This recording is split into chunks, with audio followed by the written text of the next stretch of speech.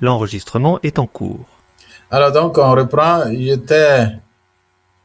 Nous étions au niveau de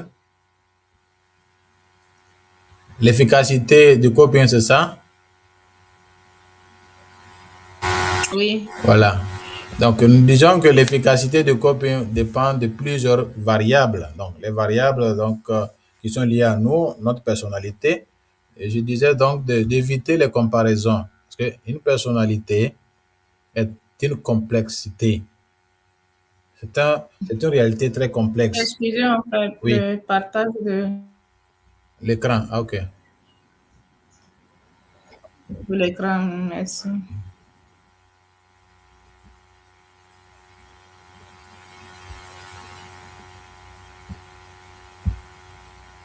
D'accord.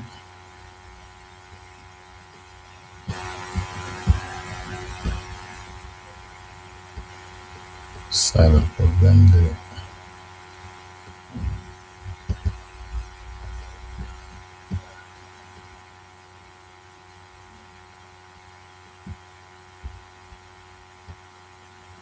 Ok. Vous le voyez maintenant? Est-ce que vous voyez l'écran? Oui, D'accord. oui. Oui, Père. Merci. Ok. Donc, disons, la variable de la personnalité est très importante à tenir compte dans l'apprentissage du coping. Parce que vous vous rendez-vous compte que la formation, c'est vraiment de construire en nous cette stratégie du coping pour qu'à la fin, nous soyons capables pour aller en mission. Mais le danger, c'est parfois vouloir uniformiser cette stratégie-là pour tout le monde. C'est-à-dire la méthodologie de mener quelqu'un à développer le coping. Non. Dans cette stratégie d'aider les gens à grandir, il faut tenir compte de l'unicité de leur personnalité. Le danger, c'est de uniformiser sans particulariser la formation selon l'histoire de l'individu. Et ça, je reviens là-dessus plusieurs fois. Éviter la comparaison et éviter de mettre les gens ensemble.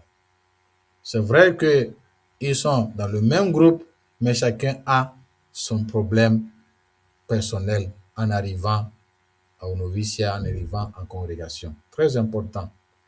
Il y a les ressources personnelles. Donc, tenir compte du niveau de l'un et de l'autre. C'est vrai, peut-être tous ont le bac, tous, quelqu'un peut-être a eu la maîtrise en rentrant. Supposons que même tous ont eu le bac, mais ça dépend de quel type de bac la personne a eu, quel diplôme la personne a eu. Là. Vous voyez, tout cela rentre en compte. Les ressources personnelles, les expériences de la personne constituent ces ressources-là. Qu'est-ce que la personne a vécu comme expérience? Alors, dire que l'autre a pu faire que toi, tu ne peux pas faire et pourquoi tu ne peux pas le faire, ça veut dire que tu n'as pas la vocation ou on doute un peu de toi. Alors, ça devient un problème. Donc, notre approche, ici, nous utilisons vraiment le coaching. Le coaching tient compte des ressources personnelles, vraiment individualisées en regardant l'histoire de la personne. Voilà. Il y a aussi donc le soutien social qui est là, donc comme une variable dans le développement du coping, dans l'efficacité ou l'utilisation du coping. Est-ce que nous faisons bon usage de la société? En quoi la société peut m'aider, voilà, à aussi faire face aux difficultés? Voilà. Ou bien la société parfois peut être source même de découragement pour moi. Donc le contexte culturel, je disais, le contexte culturel, qu'est-ce qui se passe là? C'est le contexte culturel, également ce qu'on appelle le mécanisme institutionnel, par exemple. Vous voyez, ce mécanisme institutionnel ou mécanisme groupal se fait sentir beaucoup avec l'effet de groupe. Deux, trois personnes font ainsi pour résoudre les problèmes, donc on les suit. Vous voyez, donc la société aussi dans laquelle nous vivons, voilà, peut nous faire développer un mécanisme de défense pour affronter les réalités, pour résoudre les problèmes ou pour fuir le problème. Vous voyez, donc, il y a le contexte culturel qui est là. Et quand je dis le contexte culturel, il y a aussi en formation dans quel contexte culturel a grandi le candidat que j'ai en face de moi. Et quelqu'un qui a grandi, par exemple, dans la cité d'Abidjan, avec quelqu'un qui a grandi dans la cité de N'Djamena quelque part, on ne peut pas les comparer dans la résolution de problèmes. Selon aussi la nature aussi de problèmes, comme on le disait, la nature du stresseur. Voilà. Peut-être que la nature du stresseur est plus facile pour quelqu'un qui a fait la campagne que celui qui a fait la cité, ou que la nature du stresseur est plus facile à aborder pour quelqu'un qui a fait la cité. Vous voyez, donc, il faut tenir compte de ça, c'est très important. Rappelons-nous très bien de l'expérience de Bernard Lonergan. C'est le début du discernement. Il y a le stade de développement qu'il faut tenir compte. Et on l'a vu très bien avec les âges. Donc, tenir compte de la personne qui est devant moi et ne pas trop se plaindre avec des personnes qui font des efforts selon son âge. Alors, parfois, nous pouvons peut-être nous mettre en colère parce que ce qu'on voudrait que la personne fasse, la personne n'arrive pas à le faire maintenant. Donc, c'est comme, et parfois on peut tomber dans la culpabilité. Ah, c'est que j'ai échoué ma stratégie de formatrice ou de formateur. Non, pas du tout. Tenir compte, hein, et vraiment un regard juste de l'état, du stade de développement de l'individu pour savoir donner aussi les épreuves à la personne. Voilà. Il y a la nature donc du stresseur. De quoi s'agit-il exactement? Donc, en définitive, donc pour Caroline, le coping est un processus adaptatif multidimensionnel dont la gestion efficace du stress repose sur 3 principes fondamentaux. Et je disais que dans le lien avec le lien que je fais avec la dynamique de la formation, j'utilise les 3 là. Ça me semble très important. Ces 3 principes. La flexibilité est une caractéristique de coping. C'est-à-dire, la rigidité ne nous aide pas. La rigidité est ce qui est utilisé par les mécanismes de défense psychotiques, hein, qui rendent automatiques nos gestes. Vous voyez, et qui nous rend rigides, même au point de vue spirituel. L'intégration des ressources personnelles, sociales et culturelles, très important dans la dynamique de la formation. Voilà. L'homme ne vit pas seul. L'homme n'est pas une île. On ne peut pas se former seul. Ce n'est pas vrai. Et je le dis, et pour nous, notre efficacité d'accompagnateur ou de formateur ou de leader dépend aussi de notre relation d'être accompagné par une autre personne. C'est très important. Parfois, la question de l'accompagnement, la porte de l'accompagnement est fermée après les vies perpétuelles. Fini. Donc, je reviens, vous constatez que je reviens beaucoup là-dessus, c'est très important pour nous. Même en psychologie, c'est pareil. Si tu n'as pas un accompagnateur, comment tu fais? Il y a ce qu'on appelle la supervision. Voilà. C'est très important. Et il y a la capacité de transformer l'adversité en opportunité de développement. Telle est la finalité de la formation, la croissance. Alors ici, c'est important qu'on regarde cet aspect-là, donc cette capacité de transformer, que la formation a pour objectif de transformer l'individu qui vient. Mais de quelle transformation s'agit-il? On peut transformer quelqu'un en paresseux, tout simplement parce qu'on ne l'a pas aidé à affronter la réalité. On a fait le travail à sa place pour donc montrer notre visage maternel ou paternel à la personne et se faire aimer par la personne. Ce serait une grosse erreur dans ce sens-là. Notre leadership n'a pas du tout aidé l'individu. On peut aider la personne à grandir, donc à être transformée en termes de croissance. Voilà. Et sachant que il y a la déformation avant la formation. La déformation de quoi? La déconstruction des fausses croyances, des fausses interprétations, des fausses visions pour pouvoir embrasser la meilleure vision. Voilà.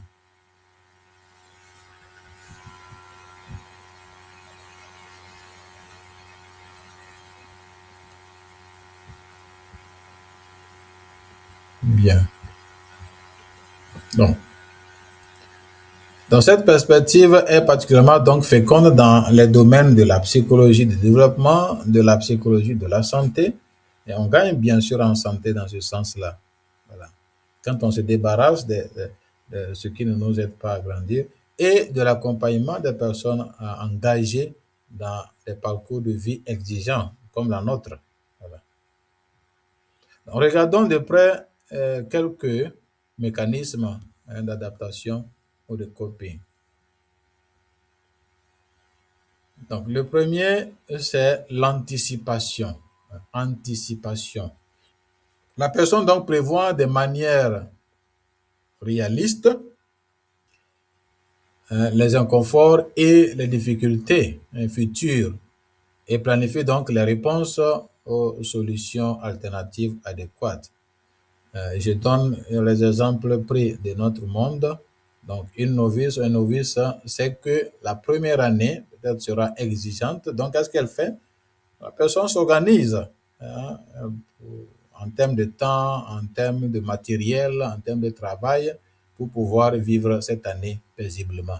Ce qu'on appelle l'anticipation, c'est un mécanisme. Donc, faire face à ce qui est extérieur qui vient vers moi. Voilà. Donc, pour ne pas peut-être vivre cette année comme peut-être un fardeau, vous voyez, sachant la difficulté que cela comporte avec les exigences liées à la formation. Donc, elle prend son temps de peut-être parcourir ce qu'on fera en première année, tout cela, ce qu'on appelle l'anticipation. Voilà. Ou des gens, par exemple, qui anticipent déjà comment ils vont vivre leur retraite. Vous voyez, ce qui va développer en eux des stratégies, par exemple, de cotisation, d'économie, tout cela, de prendre soin de soi pour vivre une retraite en bonne et due forme. Deuxième mécanisme donc d'adaptation adéquat, c'est l'affiliation.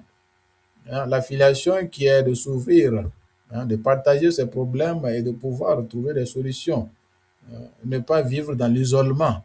Un mécanisme de rapprochement, de s'ouvrir aux autres. Donc, on prend le cas donc d'une jeune religieuse en difficulté dans sa vie de prière, donc demande conseil à son accompagnateur spirituel. C'est une stratégie. Pourquoi? Pour pouvoir se débarrasser des difficultés un tant soit peu pour avoir la paix intérieure ou le calme intérieur. Nous avons l'affirmation de soi. L'affirmation de soi, et vous vous rappelez dans l'estime de soi, nous avons touché cet aspect de l'affirmation de soi. On ne peut s'affirmer que dans la mesure où on s'évalue avec des ressources meilleures. Donc, la personne exprime donc ses opinions de façon assertive. Assertivité, c'est dire ce qu'on sent, ce qu'on pense, sans agressivité. Voilà. Et c'est très important ici dans la résolution des conflits. La question de l'assertivité sans agressivité. Voilà. Donc, un candidat, par exemple, explique calmement au formateur qu'il donc éprouve des difficultés à comprendre le vœu d'obéissance ou à s'adapter à certaines responsabilités.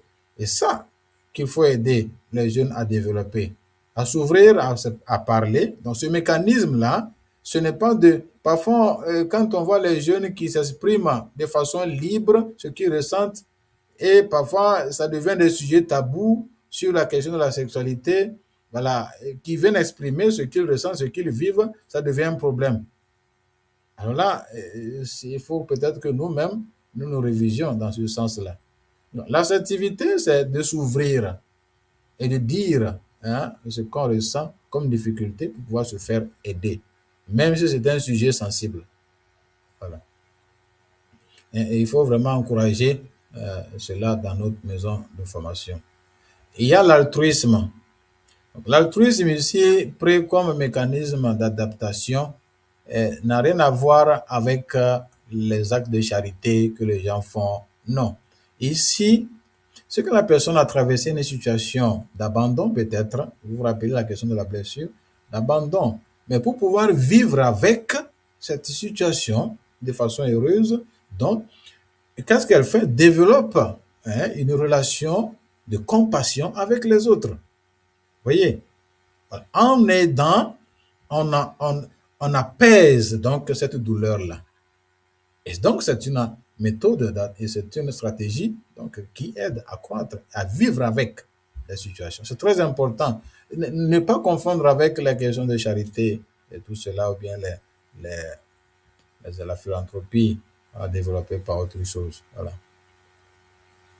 Donc, une novice donc, traversant donc, une période difficile, tout en continuant d'accompagner avec générosité les enfants au catéchisme, vous voyez.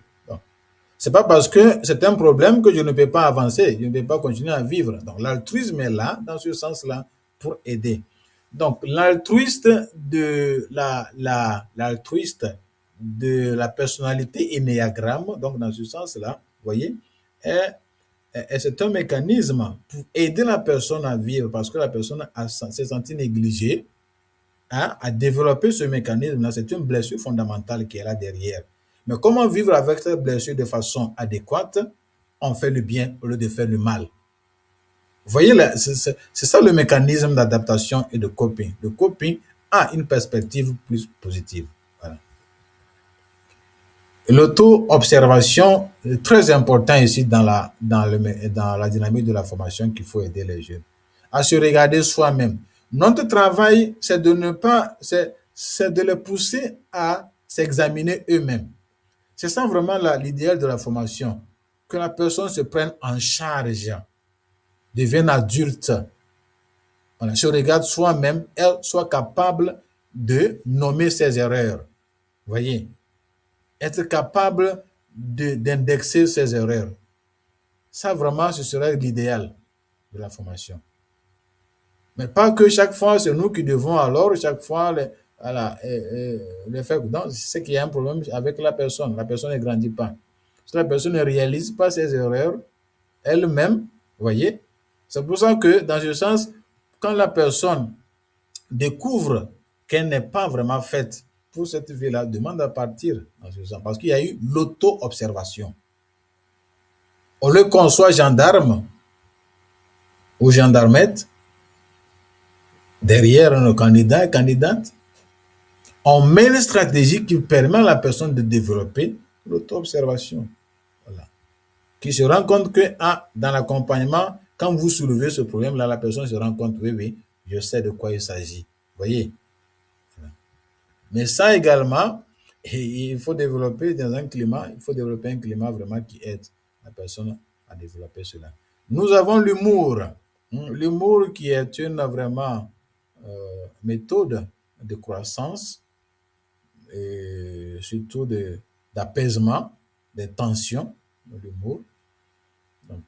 L'humour, c'est vraiment tourné vers nous, pas pour les autres, c'est vraiment tourné vers nous, notre personne, lié à une situation peut-être insupportable, peut-être les gens se moquent de mon aspect physique, et donc je transforme cet aspect physique-là en humour, en comparant peut-être avec quelque chose qui peut faire rire et apaiser en moi. Et quand on voit les autres qui sont contents en parlant de moi, donc je trouve un apaisement interne.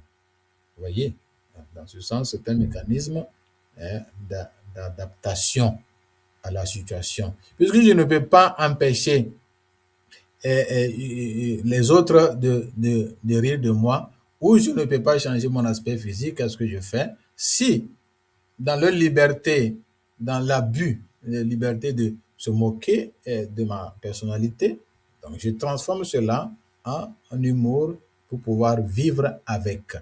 C'est une adaptation à la situation qui ne dépend pas de nous dans ce sens-là. Voilà. Nous avons donc la sublimation que nous connaissons très bien. Voilà.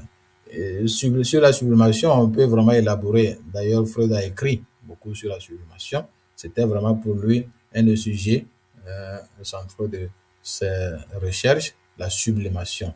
Comment sublimer? De transformer donc une impulsion socialement inacceptable en une activité valorisée. Voilà. Et la sublimation est très encouragée et développée dans les maisons de formation. Voilà. Dû, comme je l'ai dit très bien, et c'est une réalité qu'il ne faut pas nier, que les vœux exposent nos faiblesses ou touchent ton cœur, ces parties sensibles de nos êtres. Donc, ils nous exposent dans ce sens-là, notre vulnérabilité naturelle. Donc, la sublimation va nous aider à transformer ces moments de crise en une activité plus constructive au lieu de me détruire ou de détruire une autre personne. Donc, un jeune religieux donc, qui ressent une forte agressivité investit cette énergie dans le sport, le travail ou le service. Les pauvres. J'aime dire généralement l'exemple de aller travailler dans le jardin, ça donnera du fruit pour que la communauté en mange. Et quand je me sens dans l'agressivité, je me sens en colère, au lieu de déverser cela sur mon confrère ou ma consoeur, qu'est-ce que je fais? Je prends le temps. D'abord, je fais ce qu'on appelle la suppression volontaire. Elle est volontaire, c'est moi qui suspends, la suspension plutôt. Et donc, je peux récupérer ça dans le jardin en travaillant là. Donc, ou une situation, donc, une institution plutôt remplace les punitions, par exemple, restrictives dans des activités supplémentaires pour éviter quoi? Les comportements autodestructeurs. Et c'est une stratégie très bénéfique pour le développement des pays où les maisons correctionnelles, donc entre guillemets les prisons, sont, au lieu qu'ils restent là définitivement sans rien faire, on les utilise dans les travaux pour construire et après, ça, comme récompense, ils sont libérés. Donc, tout ça, ça s'appelle de la sublimation. L'enjeu, c'est qu'est-ce que je fais avec l'énergie qui est en moi. Et pour Freud, la question de la pulsion sexuelle, il a carrément développé sur la pulsion sexuelle, qui est une énergie alors libido. Pour Jung, c'est un principe de vie. Voilà. Qu'est-ce que je fais avec ce principe de vie? C'est une vie qui est là. Cette énergie est une vie. Qu'est-ce que je fais avec? Voilà. Qu'est-ce que je peux utiliser pour développer? Donc, développer la sublimation, aider les jeunes à exprimer ce qu'ils ressentent comme énergie émotionnelle et de pouvoir proposer des activités convenables dans ce sens-là. Il y a la répression. La répression, c'est quoi? C'est que suspendre temporairement une préoccupation pour une autre plus importante. Voilà. Un étudiant, par exemple, en théologie, il reporte, ça ne veut pas dire qu'il abandonne, non, il reporte la réflexion sur un conflit personnel afin de se concentrer sur un. Il va revenir après, mais ce n'est pas pour le moment. Vous voyez, donc, développer la répression, c'est-à-dire mettre de côté en attendant, sachant qu'il faut revenir résoudre les problèmes. C'est ça la répression, dans ce sens-là. Voilà. Comment alors nous pouvons appliquer ce que nous sommes en train de dire dans le contexte de la formation? Voilà. Le bon usage de coping dans la dynamique de la formation, la vie consacrée. Le grand 5, donc, nous abordons donc la dernière partie. Donc, le module de 7 met en lumière, tel que nous l'avons vu, une vérité fondamentale qui est quoi? La vie consacrée, loin d'être une existence à l'abri, ce que pensent certaines personnes en rentrant dans la vie consacrée, pensant qu'en rentrant, on est à l'abri. C'est une illusion qu'il faut éliminer de la tête des aspirants, aspirantes qui viennent. Ils ne viennent pas à l'abri. Plutôt, ils viennent pour se confronter aux difficultés de la vie, à la tentation même du malin qui veut nous faire abandonner notre vocation. Donc, on ne vient pas à l'abri. On vient être confronté à la réalité de l'existence elle-même pour vivre notre vocation.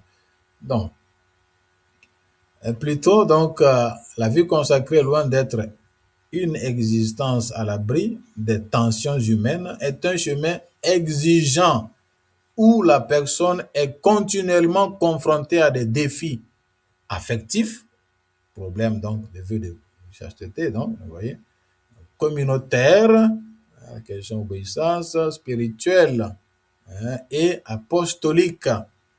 Donc, ces difficultés-là sont là. Les renoncements liés aux vœux. Les renoncements sont liés aux vœux. Voilà. Les exigences de la vie fraternelle, les responsabilités apostoliques, les périodes de doute vocationnel ou encore les expériences d'échec, les attentes non assouvées, non réalisées, les attentes échouées, les rêves déconstruits, constituent autant des facteurs potentiels de stress.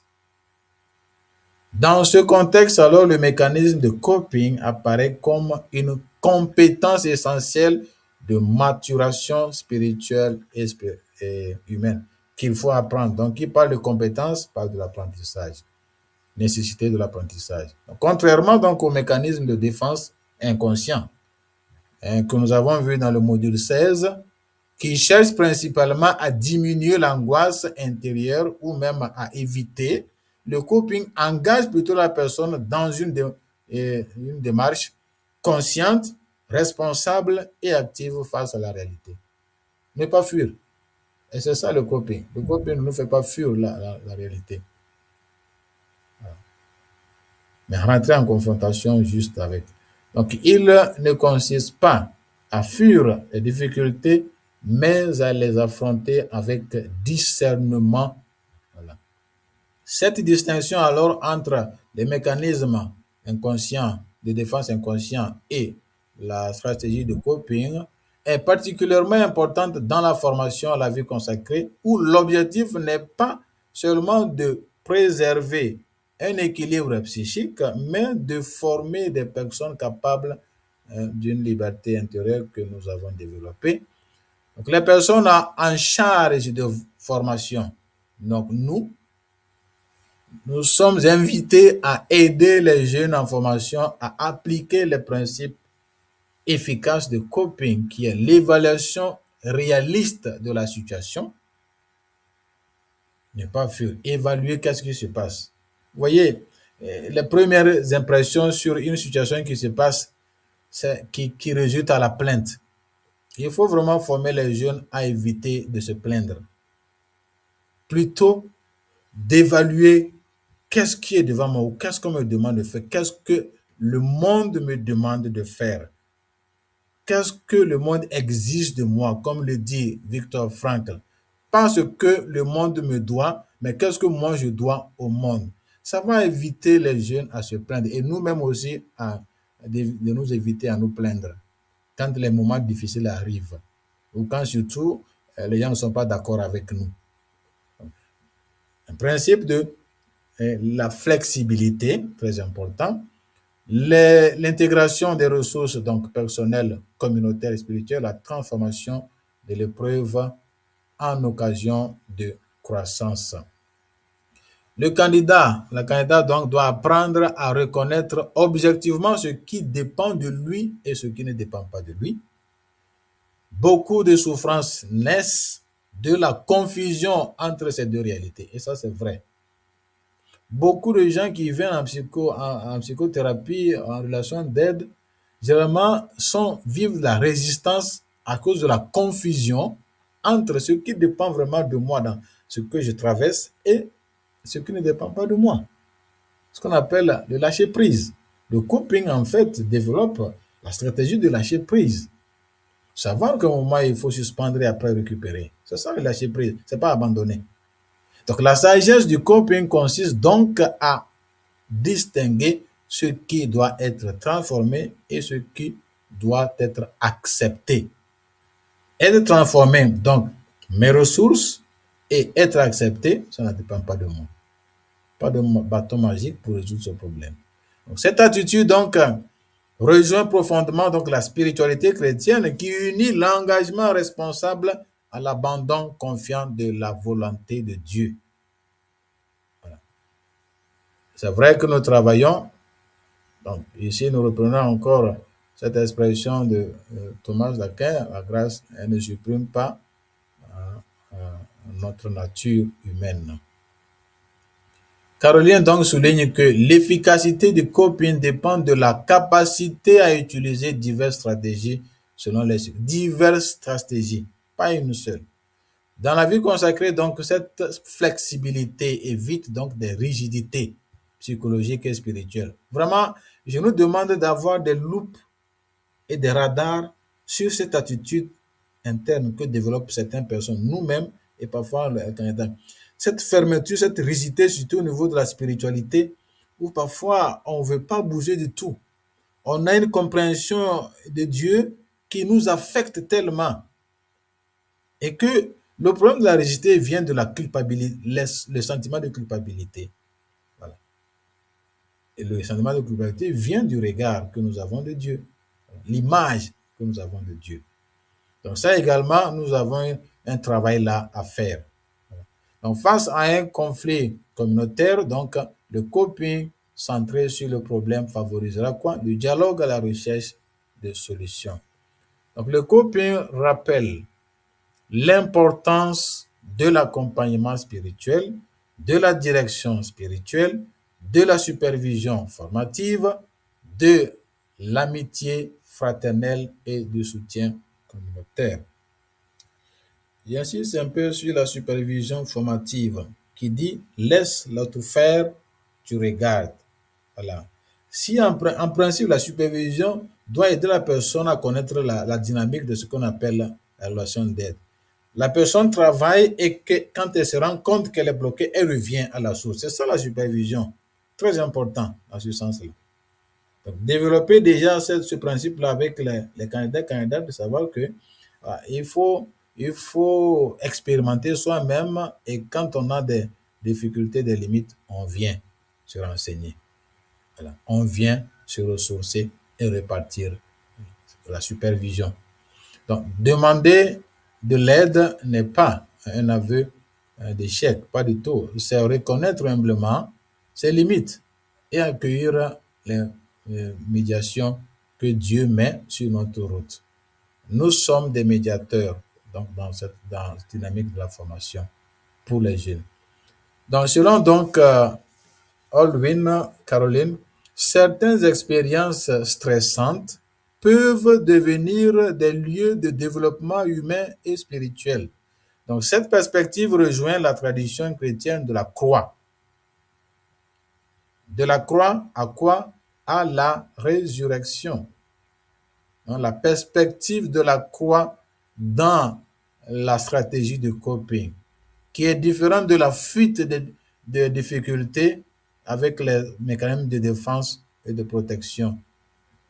Voilà. Donc, et ici, c'est très important, le coping est à comparer avec les mécanismes de dégagement. C'est-à-dire un obstacle qui est là, un problème, dégager le problème, voilà. Le mécanisme de dégagement pour me permettre de me réajuster. Dégager, ça veut dire que j'ai le courage d'affronter. Voilà. Pas d'éviter ou pas de faire semblant que la chose n'existe pas. Donc, cette perspective donc rejoint la tradition chrétienne de la croix. Donc, une difficulté vocationnelle peut approfondir la foi. Un conflit communautaire donc peut faire quoi? Développer l'humilité, reconnaître mon tort. Une frustration apostolique, donc mon échec dans l'apostolat, peut purifier mes motivations. Et ça, c'est vrai. On a regardé un peu avec Paul, avec les Athéniens, un discours bien préparé, mais bon, ça n'a pas rejoint tout le monde. Hein. Et il a dû aller se préparer. Il faut savoir que la grâce est aussi quelque part qui doit travailler le cœur des gens d'abord. Ça développe aussi pour nous l'humilité et purifier nos motivations. Une solitude bien assumée, qui est une croix et une difficulté, peut favoriser une plus grande intimité avec Dieu. Donc, ainsi, donc, le coping ne vise pas seulement la réduction du stress, ce que veut le mécanisme de défense psychotique et inconscient, pour que ça n'existe plus, mais la croissance intégrale de la personne. Ce n'est pas seulement juste le plaisir, non, mais pour toute l'existence de l'individu. Tandis que le mécanisme de défense psychotique veut juste un plaisir momentané en évitant donc d'être en confrontation avec la réalité. En conclusion, donc, nous disons que ce module 7 montre que, oui, la sœur Florence veut intervenir.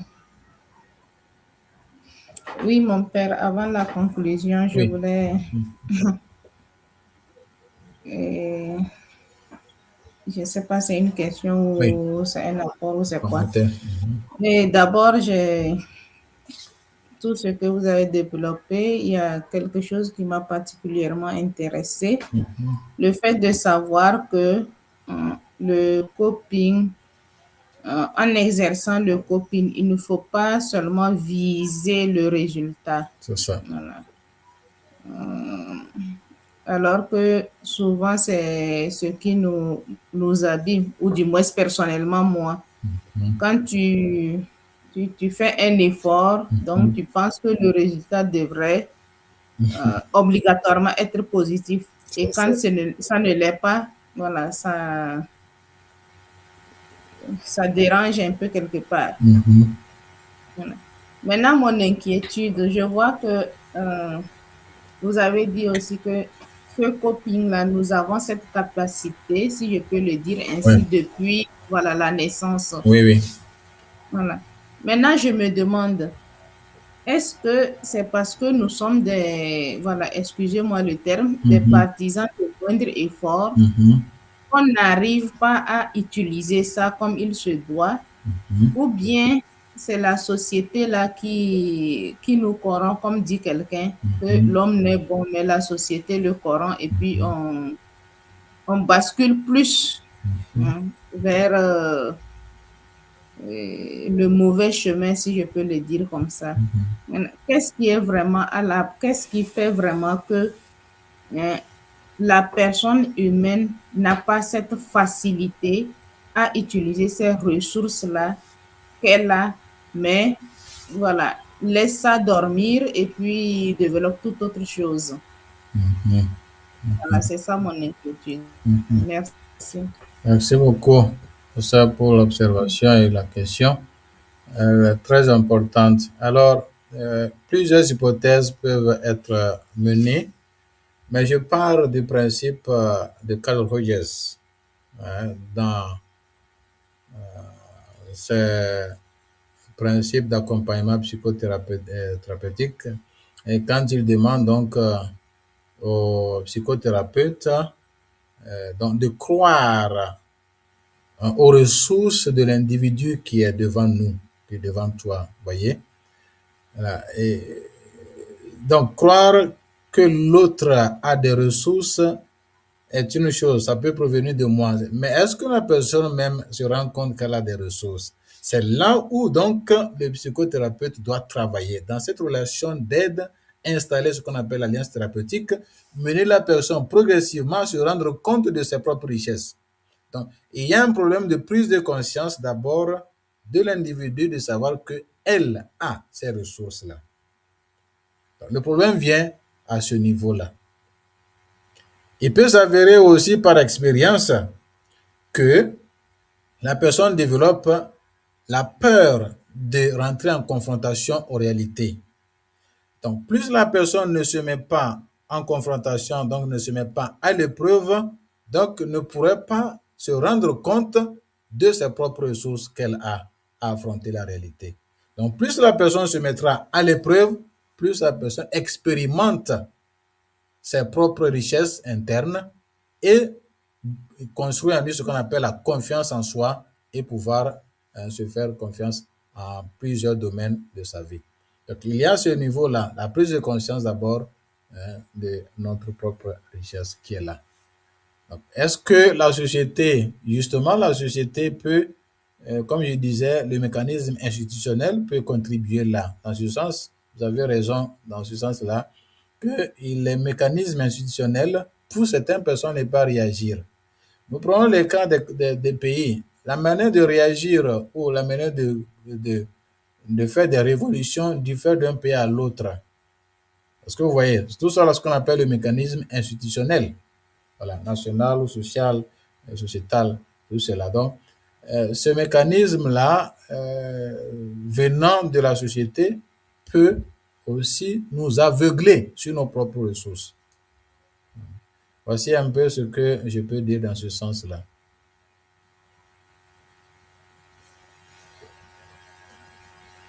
D'accord, merci beaucoup, mon père. Merci. Bien. Alors, nous disons que donc le module 17 que nous sommes en train de finir donc montre que le coping constitue vraiment l'un des fondements de l'adaptation humaine face aux situations stressantes.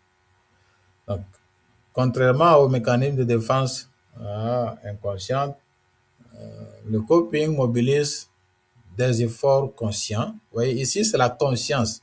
C'est vraiment qui fait l'originalité ou la particularité du coping.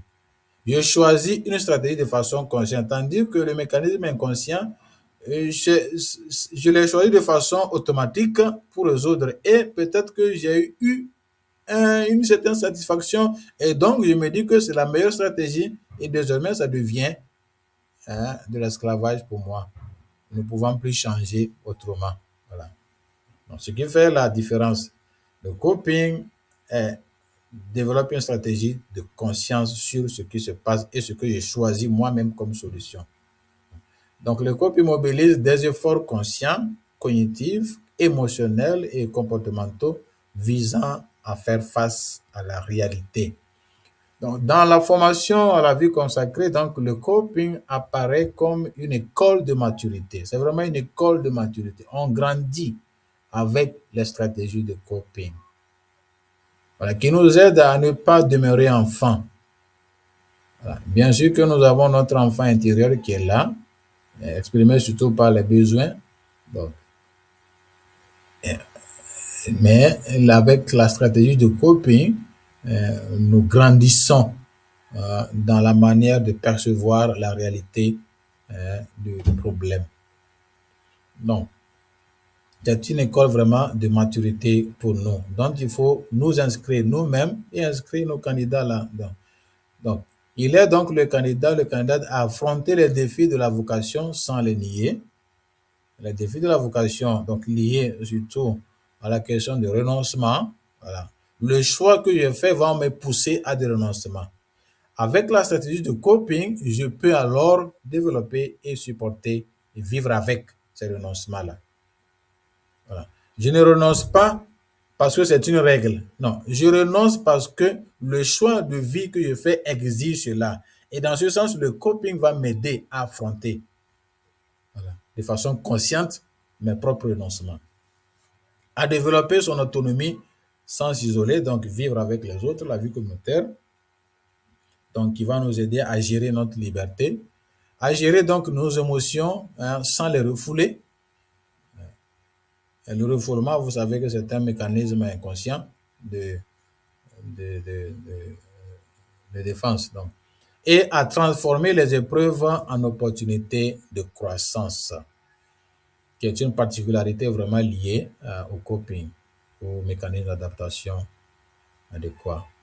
Donc, une formation intégrale doit donc faire quoi? Enseigner non seulement les doctrines et la spiritualité, ce qui est fondamental, mais aussi l'apprentissage progressif des mécanismes d'adaptation, favorisant l'équilibre psychologique, la stabilité vocationnelle. Stabilité vocationnelle. Pourquoi je dis stabilité vocationnelle? Pourquoi? Parce que c'est très important, stabilité vocationnelle. On est chez les bénédictins et puis on développe une spiritualité dominicaine ou de SMA ou spiritualité diocésaine. Je suis dans la vie religieuse, mais je développe un style de vie de diocèse, de prêtre diocésain.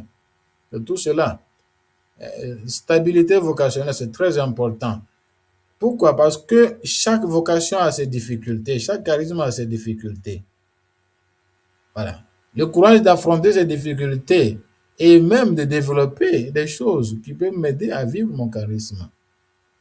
Au lieu de sortir du charisme pour aller ailleurs, voilà. Le coping peut m'aider à percevoir toutes les facettes, la richesse de ma congrégation ou de mon institut.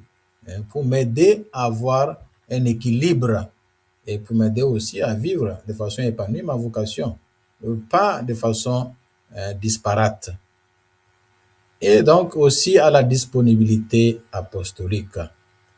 Disponibilité apostolique, pourquoi? Parce que aller en mission comporte des difficultés. Quand il dit aller en mission, ce n'est pas forcément traverser les frontières, mais aller ici et là, momentanément envoyé par les supérieurs, par l'autorité, ça demande des efforts, bien sûr. En définitive, donc, une personne consacrée, psychologiquement mature, n'est pas celle qui ne rencontre jamais de difficultés, mais celle qui apprend continuellement à les affronter avec réalisme, discernement, confiance en Dieu. Confiance en Dieu, ça dit quoi? Et qu'en face des difficultés, il faut prier, il faut aller dialoguer. Quand tu dialogues avec le Seigneur, je lui expose ma situation. C'est une stratégie de coping au point de vue spirituel. Donc, la prière demeure une stratégie de coping et ouverture aux autres. La vie religieuse exige de nous l'ouverture aux autres. Voilà, puisque nous ne sommes pas une île. Donc, vraiment, cette dynamique de formation, c'est nous avons la nouvelle génération qui arrive. Cette nouvelle génération, et je vous le dis clairement, c'est une génération de la facilité. Qu'on le veuille ou pas, parce que tout est presque prêt pour eux. Donc, la question de l'intelligence à ne pas trop réfléchir, à ne pas trop faire d'efforts, à acquérir les choses ici et maintenant, en écoutant, en se laissant prendre par les exigences de ça, tout cela est un défi pour nous en tant que personnes en charge de formation. Comment nous pouvons les aider à développer l'esprit de travail, l'esprit de bravoure, l'esprit d'engagement, sans avoir peur et sans avoir honte et sans hésitation, sans douter de soi. C'est ça, cet esprit de coping qu'il faut intégrer dans la dynamique de formation. Donc, je vous remercie pour votre patience. Voilà. Je formule ces 3 questions qui sont là pour nous aider dans ce travail vraiment, qui fait vraiment le résumé. Résumé en même temps qui va nous demander de travailler avec le module 16. Voilà.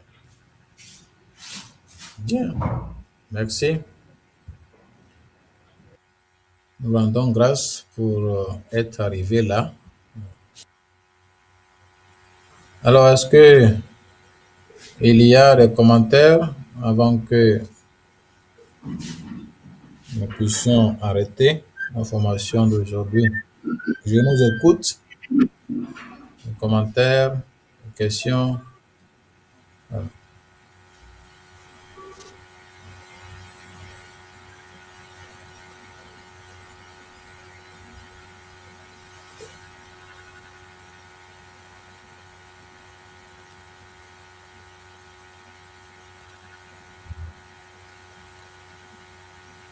J'ai envoyé un message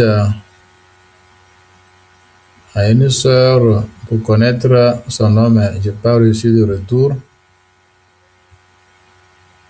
Ceux qui sont connectés sans nom, je ne sais pas c'est quelle sœur qui est là.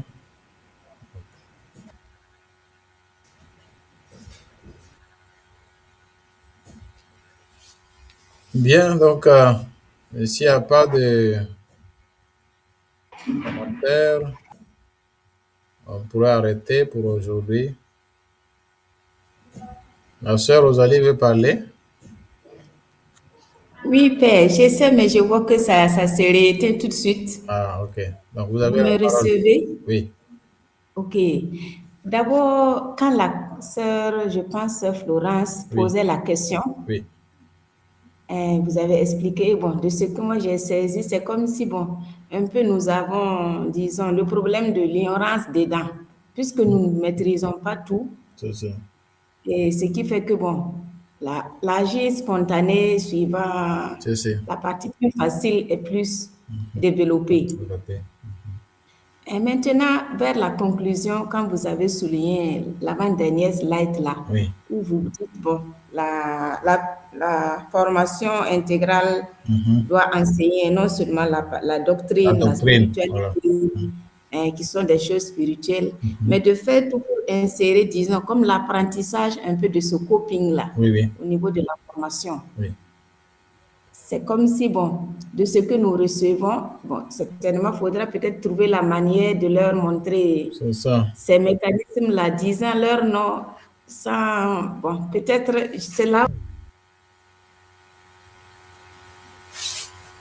La chose a été coupée. La chose a été coupée.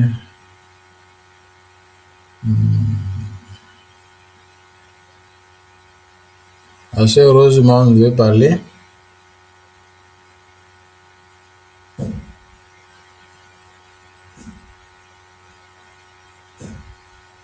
Nous avons perdu la sœur en ligne.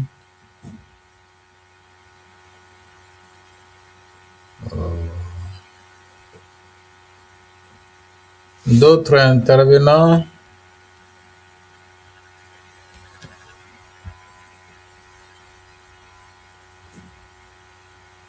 Oui.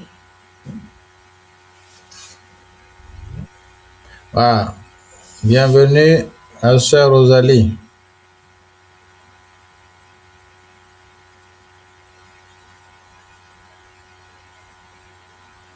Sœur Rosalie, vous avez la parole.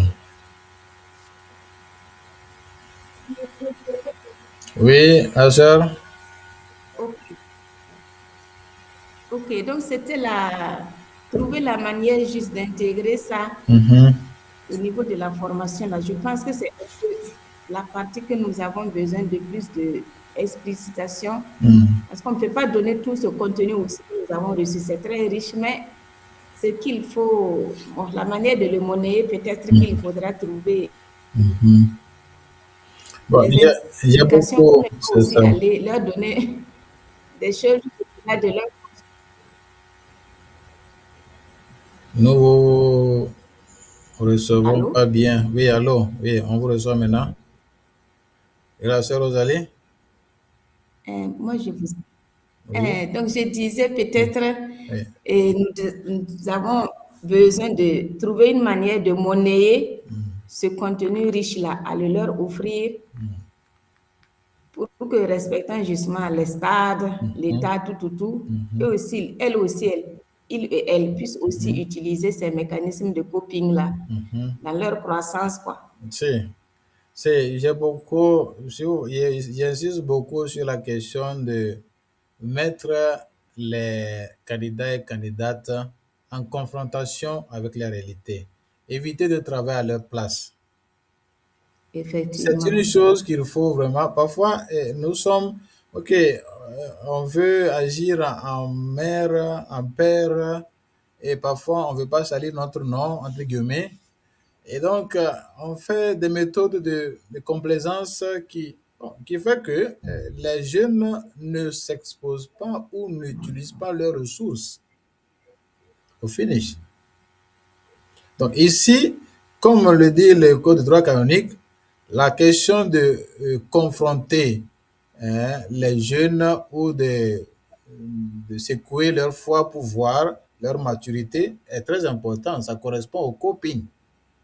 Donc de ne pas avoir peur que les jeunes parlent peut-être mal de notre nom. On dit que cette formatrice est trop sévère. Non, c'est une méthode de formation qui, à la fin, Oui, doit être évaluée par oui, moi-même oui. ou par la congrégation ou par les jeunes en formation. Donc, évitez vraiment de vouloir faire le plaisir aux jeunes, mais d'avoir le courage de les affronter. Qu'ils sachent que la formation est ainsi traverse des difficultés. Et je disais que d'être très attentif et à certains qui se cachent derrière l'effet de groupe jusqu'à finir la formation sans éprouver une difficulté majeure. Ça, c'est un peu dangereux. Pourquoi? Parce que Quand la personne va faire face maintenant qu'elle a en face de responsabilité qu'elle n'a jamais expérimenté, ça devient un problème. Oui, oui, oui, Voilà. oui. Donc, la question du principe de coping vient justement aussi, comme l'avait touché, de l'ignorance. Que nous avons des ressources et que nous devons nous faire confiance. Et dans ce sens, ça veut dire que rendre les jeunes responsables est une stratégie de coping. Voilà. Si on ne veut pas les rendre responsables, on a peur qu'ils s'engagent, on a peur de les envoyer ici, on fait une formation de caresse jusqu'à ce qu'ils finissent leurs 4 ans ou 3 ans ou 5 ans. Alors là, à l'apostolat, tout va se vérifier. Vous connaissez les 4 dimensions. La dimension apostolique est là où tout se vérifie. C'est là où la dimension humaine se vérifie, c'est là où la dimension spirituelle se vérifie, c'est là où la dimension intellectuelle se vérifie. Donc, si la stratégie de coping a été intégrée en bonne et due forme dans la dynamique de la formation, au niveau de l'apostolat, on verra du fruit. Voilà. On aura du fruit. Oui. Ok. Merci beaucoup, Père. Merci, merci. Donc, la semaine prochaine sera notre dernière semaine avec l'étude des personnalités. Voilà. Ce sera le dernier module.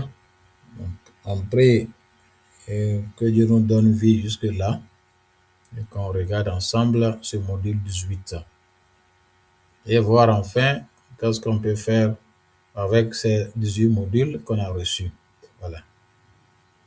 Bien. Merci beaucoup pour votre patience.